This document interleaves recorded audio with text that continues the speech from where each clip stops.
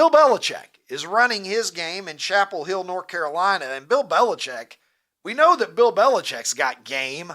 All we have to do is look at the fact that he's dating a woman that's 1/3 his age. We're all still amazed that it's occurring. But the latest news from Planet Belichick is that his company has now filed a trademark for Gold Digger. The filing made just a couple of days ago claims that Bill intends to launch Gold Digger brand jewelry. I'm sure Jordon Hudson has absolutely nothing to do with this, right? Fellas, this was all Bill's idea, right? In between scheming for ACC teams, Bill just thinking he's going to get into the jewelry business here. And if you told me 5 years ago that Bill Belichick was going to start a jewelry brand, I would have called you crazy. And only 3 years ago, Sean McVay and Les Snead, the general manager of the Los Angeles Rams, thought that Bill Belichick was crazy when they took Cole Strange in the first round, offensive lineman with the 29th pick. I want you to reflect back on the reaction of Sean McVay and Les Snead in real time as the Patriots announced their selection of Cole Strange, who was just waived this week. Really? Just went. Oh, my UT Chattanooga to the first round. Hey, where is... How about that? And we wasted our time watching him thinking he'd be at 104 maybe.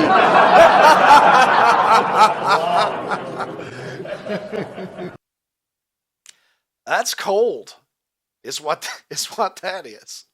I mean, I guess when you've got 6 Super Bowls and 2 more with the New York Giants, maybe criticisms can roll off your back. But I suppose the reaction there of McVay and the GM, well, maybe they're not completely surprised that Cole Strange is out of a job in New England after only 3 years there with the team. And with that, I welcome to the program the man who is known worldwide as the international streaming star. Joining me from Nashville, Tennessee, as always, he is Ronnie T-Shirts.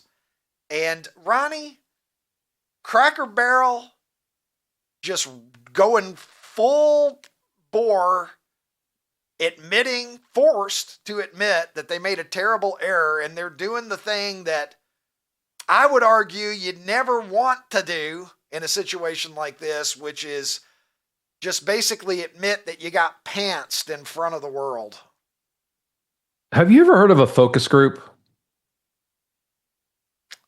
I have indeed. They're super common for companies to hire other companies to do focus groups for them when they want to introduce a new product, when they want to change their logo, when they want to change their color scheme, when they want to introduce a new character on a TV show.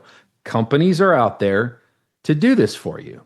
Why would Cracker Barrel not do focus groups before they did this? They would have found that answer out through a focus group. This absolutely makes no sense, Ricky. Well, they gathered together a room full of 23-year-old people with septum piercings and 7 different colors of hair. Gauges. And all of those people in the focus group said, we think we like the new thing.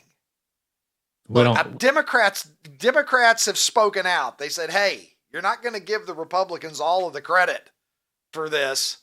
Everybody hates it. I really do think it's hard. We've talked about on this program before. It's hard to get anywhere near a unanimous consensus in this country on anything. We've said that there are some celebrities that sort of like walk that tightrope to where they're popular with almost everyone, but those are pretty few and far between today. Cracker Barrel managed to get everybody on the same page. That's how you know that you've had a really, really bad idea. And I don't think the CEO, I really hope that she doesn't try to spin it that this was all a part of some genius plan, because you've talked about New Coke before. Right. I don't think that these folks at Cracker Barrel were so far ahead of the game that they saw all of this coming and decided that they were going to make some kind of incredibly brilliant strategic play here.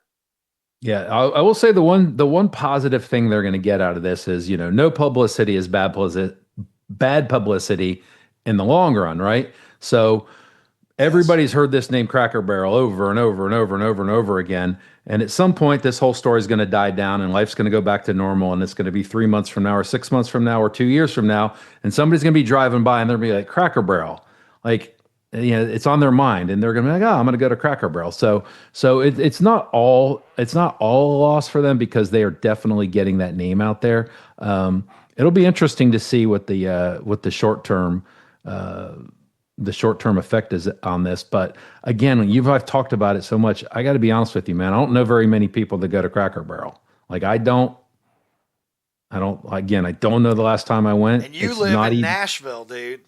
It's not even on my radar as like something that we might do. Like there's a lot of restaurants I have in my head or I've bookmarked on Instagram that, I want to try that at some point. Cracker Barrel's not one of them. So I don't know. We'll see. Well, they're on the tip of everybody's tongue. They at least have that going for themselves. Yep. Uncle Herschel, the old timer, is back. But Ronnie, it's time to say goodbye to Ralphie the Sixth. Because this is the mascot of the Colorado Buffaloes, although Ralphie the Sixth is actually a bison named Ember. That's Ralphie the Sixth is just his stage name. Identifies as a female bison.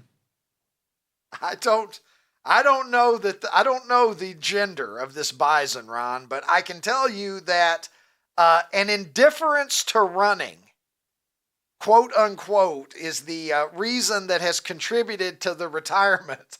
The school is now training Ralphie the Seventh for herd abuse. So I guess this is a female. I don't know. I don't know if all the Ralphies are girls or what's happening. But Ember just was not a big fan of running. The Robinson Cano of bison here, apparently, just not really interested in running it out all the way. Not a lot of Pete Rose energy, apparently, here for this animal. Yeah. So now it's retirement. I, too, have an indifference to running at this point in my life. So I feel Ralphie.